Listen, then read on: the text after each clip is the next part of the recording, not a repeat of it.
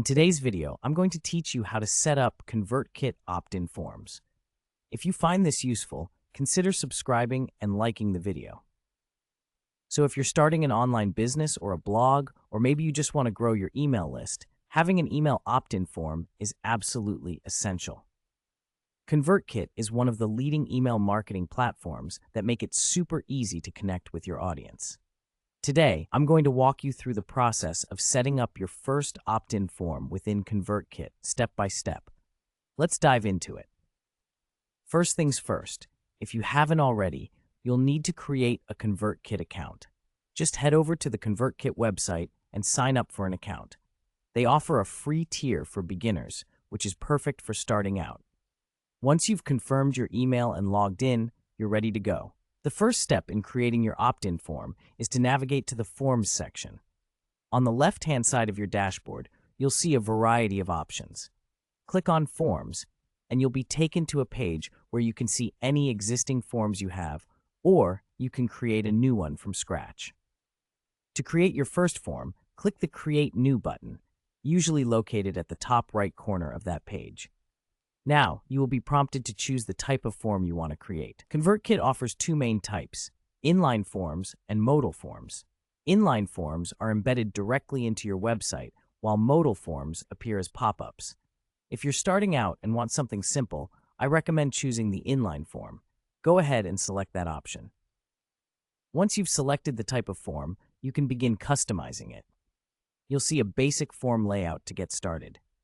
You can edit the title, something catchy like Join Our Newsletter or Get Exclusive Content. Just click on the title to edit it. You can also change the fields in your form.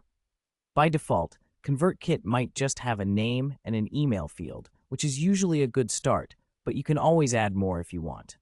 Next, let's move on to the design aspect.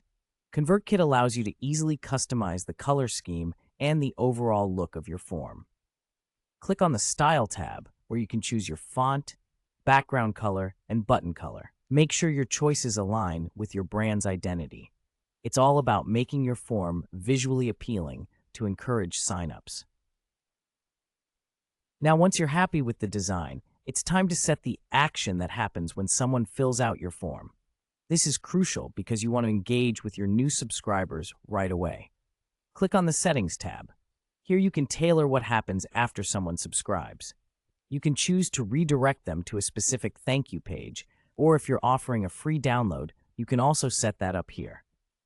Don't forget to create a confirmation email that your subscribers will receive. This can be done in the email section of ConvertKit.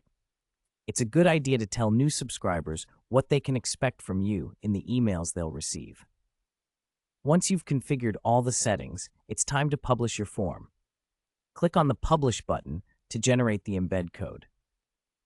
If you're using WordPress or another site, just copy that code and paste it into your website where you'd like the form to appear. If you're using a platform like Squarespace or Wix, they usually have specific blocks or sections where you can paste the code as well. And voila, you've just set up your ConvertKit opt-in form.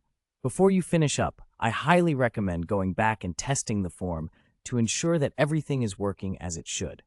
Sign up yourself, check if you receive the confirmation email, and make sure the redirect works if you set one up. Thanks for watching. If you found this video helpful, don't forget to like and subscribe.